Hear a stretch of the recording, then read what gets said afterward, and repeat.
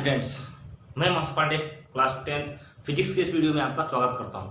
आशा करता हूं इससे पिछले वाले वीडियो आपने देखा होगा और उसमें बताया गया रिफ्रैक्शन के कंसेप्ट यानी कि अपवर्तन के कंसेप्ट को आप लोगों ने समझा होगा। उसमें हम बताए थे कि मीडियम कौन कौन से होते हैं और किस मीडियम में लाइट की स्पीड क्या होती है, नॉर्मल क्या होता है।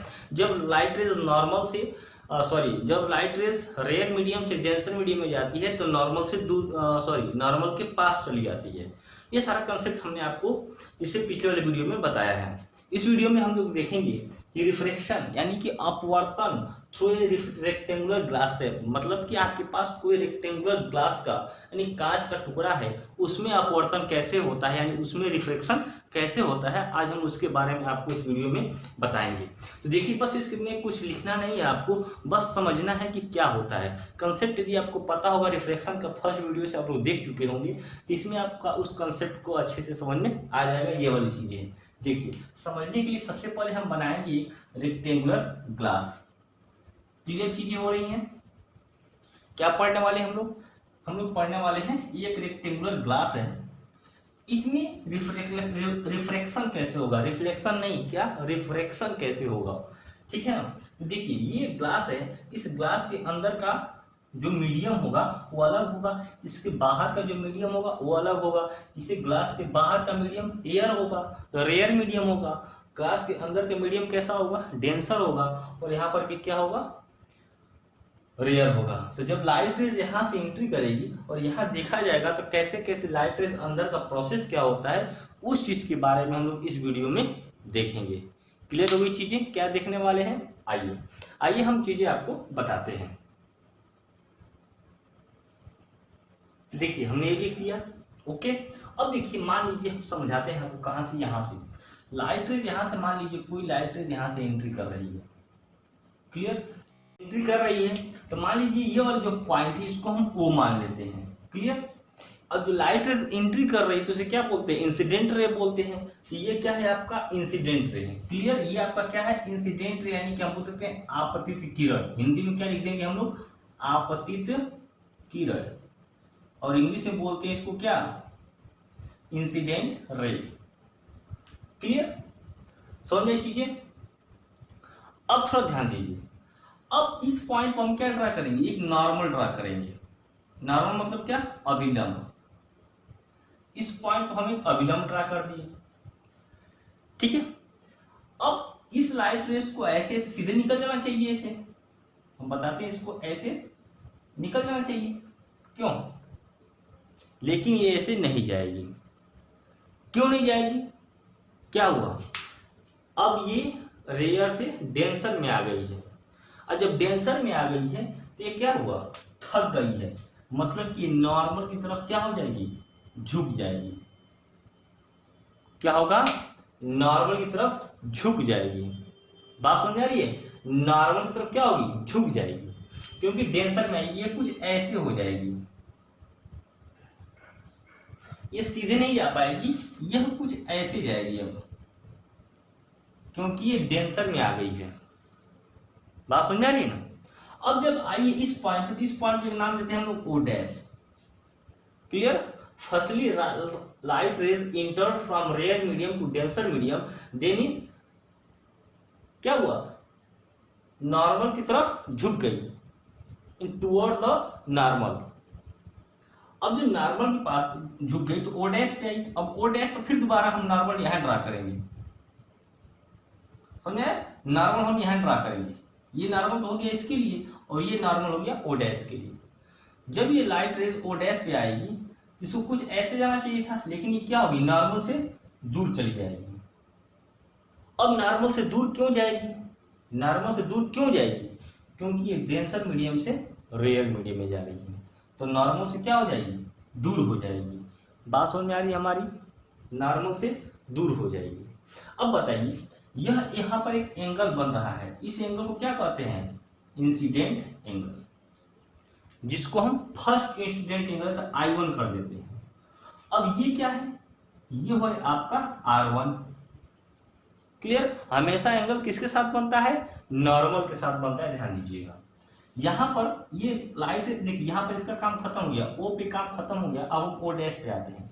तो O डैश पे ये वाली लाइन क्या, ये वाला लाइन क्या हो जाएगा, इंसिडेंट एंगल हो जाएगा यहाँ पर, यानी I2। बात समझ में आया? ये वाली जो रेज है यहाँ पर किसके लिए काम करेगी? इंसिडेंट रे के लिए काम करेगी। और ये वाली रे रिफ्लेक्टेड रे के लिए काम करेगी, रिफ्लेक्टेड रे। तो यहाँ पर ये क्या हो जाएगा? ये हो जाएगा R2। बात समझ में आएगा? R2। यहाँ I2 क्यों लिखे? क्योंकि ये इंसिडेंट रे इस पॉइंट के लिए है और ये क्या है? रिफ्लेक्टेड रे है। चीजें समझ में आ गई यहाँ तक? अच्छा, अब देखिए यहाँ पर कुछ पॉइंट है, जैसे कि इस रेस को एक नाम दिया गया है। इस रेस को क्या नाम दिया गया है? इमर्जेंट रेज नाम दिया गया है। क्या नाम दिया गया है? इमर्जेंट रेज हम लिख देते हैं। देखिए इमर्जेंट रे, ठीक है, हिंदी में आकस्मिक किरण बोलते हैं, आप इंग्लिश में ही पढ़ लेंगे तो इसलिए सही रहेगा, इमर्जेंट रे। अब ये और बात ध्यान दीजिए, ये जो बीच का डिस्टेंस है, जो डिस्टेंस दिख रहा है आपको, ये इमर्जेंट रेस और जो इंसिडेंट रे को आगे बढ़ाए हैं, इसके बीच का जो डिस्टेंस है इसको हम डी से दिखाते हैं। किससे दिखाते हैं? डी से। और इस डी को एक नाम देते हैं। इस डी का नाम जानते क्या है? इस डी का नाम है लेटरल डिस्प्लेसमेंट। लेटरल डिस्प्लेसमेंट,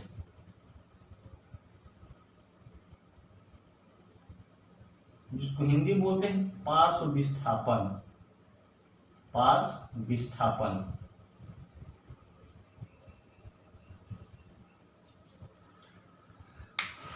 चीजें समझ में आई? ग्लास स्लैब इंसिडेंट रे हुआ, पॉइंट पर डेंसर में आया, नॉर्मल की तरफ झुक गया, फिर रेयर मीडियम में गया, नॉर्मल से क्या हो गया? दूर चला गया। समझ में आया? जो इन दोनों के बीच का डिस्टेंस है, मतलब कि इमर्जेंट रेस और इंसिडेंट रे को जब पीछे बढ़ाए हैं तो इन दोनों के बीच का जो डिस्टेंस है, परपेंडिकुलर डिस्टेंस है, इसे क्या बोलते हैं? Lateral displacement. इमर्जेंट रे समझ में आया?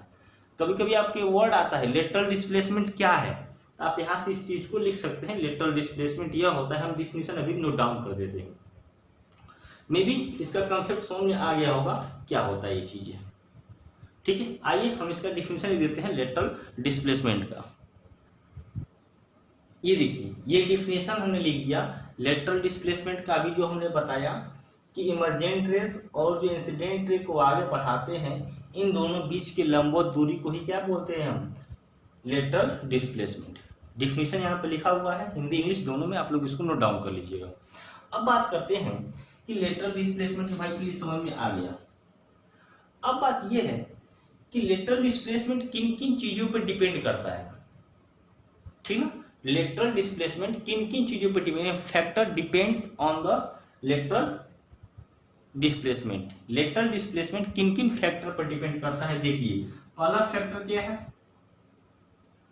पहला चीज कि ये जो इंसिडेंट एंगल है, जितना ज्यादा इंसिडेंट एंगल होगा, यहां देखिए हम लिख रहे हैं एंगल आई, जितना ज्यादा आपका इंसिडेंट एंगल होगा उतना ही ज्यादा आपका क्या होगा? लेटरल डिस्प्लेसमेंट होगा। क्या समझे आप? कि जितना एंगल ये ज्यादा होगा नॉर्मल से, ज्यादा मतलब क्या? जितना नीचे होगा, जितना एंगल ज्यादा होगा उतना ही लेटरल डिस्प्लेसमेंट क्या होगा? आपका ज्यादा होगा। तो पहला चीज किस चीज पर डिपेंड कर रहा है? आपतन कोण यानी इंसिडेंट एंगल पे। चीजें क्लियर है? दूसरा चीज देखिए, पहली चीज समझ में आया। दूसरा चीज है आपका अपवर्तनांक। अपवर्तनांक आपको नहीं पता होगा, रिफ्रैक्टिव इंडेक्स हम पढ़ाएंगे, अभी आपको पता चलेगा रिफ्रैक्टिव इंडेक्स क्या होता है। फिलहाल समझिए, इस जो कांच का ग्लास है, इस कांच के ग्लास का रिफ्रैक्टिव इंडेक्स जितना ज्यादा होगा उसका लेटरल डिस्प्लेसमेंट उतना ही आपका ज्यादा होगा। चीजें समझ में आई? पहला इंसिडेंट एंगल पर डिपेंड कर रहा है, दूसरा आपका किस पर? रिफ्रैक्टिव इंडेक्स पे। तीसरा चीज, ये ग्लास जितना मोटा होगा, यानी थिकनेस हम बोल सकते हैं, ग्लास का थिकनेस, इस ग्लास का थिकनेस जितना ही ज्यादा होगा उतना ही इस ग्लास का लेटरल डिस्प्लेसमेंट क्या होगा? आपका ज्यादा होगा। यदि आपसे पूछा जाए आपसे कि लेटरल डिस्प्लेसमेंट पार्श्व विस्थापन किन किन बातों पर डिपेंड करता है, तो कहेंगे आप एंगल आई पे, अपवर्तनांक इसे बोलते हैं रिफ्रैक्टिव इंडेक्स पे, थिकनेस पे, किसके थिकनेस पे, इस ग्लास के थिकनेस पे। तीसरी चीज और चौथा चीज देखिए, लाइट रेज आएगी तो उस लाइट रेज के वेवलेंथ पे डिपेंड करेगा। किस पे? वेवलेंथ पे। बात समझ आ रही है? वेवलेंथ पर डिपेंड करेगा, जिसको हम दिखाते हैं किससे? लैम्डा से। वेवलेंथ समझते होंगे, जिसकी स्पीड आपकी बहुत ही कम होती है, ठीक है। तो जिसका वेवलेंथ कम होगा उस रेज के लिए लेटरल डिस्प्लेसमेंट उतना ज्यादा होगा। देखिए लाइट रेज में अलग अलग रंग के होते हैं लाइट रेज। अब उस अलग अलग रंग के लाइट रेज का लेटरल ये वेवलेंथ जितना कम होगा, जैसे वायलेट कलर का वेवलेंथ बहुत ही कम होता है, बात समझ आया, तो उसके लिए लेटरल डिस्प्लेसमेंट क्या होगा? बहुत ही ज्यादा होगा। बात समझ आया? तो इन चार बातों पर डिपेंड करता है आपका लेटरल डिस्प्लेसमेंट। तो मे बी लेटरल डिस्प्लेसमेंट का कंसेप्ट आपको अच्छे से समझ में आ गया होगा क्या होता है। साथ ही साथ आपको ये चीजें भी समझ में आई होंगी कि किसी रेक्टेंगुलर ग्लास में रिफ्रैक्शन कैसे होता है। चीजें समझ में आई? तो आप लोग यदि नोट्स बनाना चाहें तो आप खुद से एक फिगर बना लीजिएगा, और इसमें जैसे जैसे बताया गया कि लाइट रेज इंसिडेंट एंगल आएगी, एंगल आई बनेगा, फिर रिफ्लेक्टेड एंगल बनेगा एंगल R1, ठीक है। फिर O डैश पे आएगा, O डैश पे हमने नॉर्मल ड्रा किया, ठीक है, ये नॉर्मल है और ये भी क्या है, यहाँ के लिए नॉर्मल है। आप नॉर्मल ड्रा कर सकते हैं यहाँ पर भी, ठीक है। जैसे जैसे बताया गया है वैसे वैसे आप लोग लिख सकते हैं। क्लियर? आइए अब मे भी ये चीजें आपको अच्छे से समझ में आ गई होंगी। अब हम लोग नेक्स्ट वीडियो में देखेंगे रिफ्रैक्टिव इंडेक्स क्या होता है, जिसका यहाँ पर थोड़ा सा चर्चा आपको किया गया है। इसके बारे में हम लोग अगले वीडियो में देखेंगे कि रिफ्रैक्टिव इंडेक्स क्या होता है, और उस पर कुछ क्वेश्चंस को हम लोग सॉल्व करेंगे। आशा करते हैं ये अच्छे से टॉपिक समझ में आया होगा। मिलेंगे नेक्स्ट वीडियो में, तब तक के लिए बाय बाय, टेक केयर।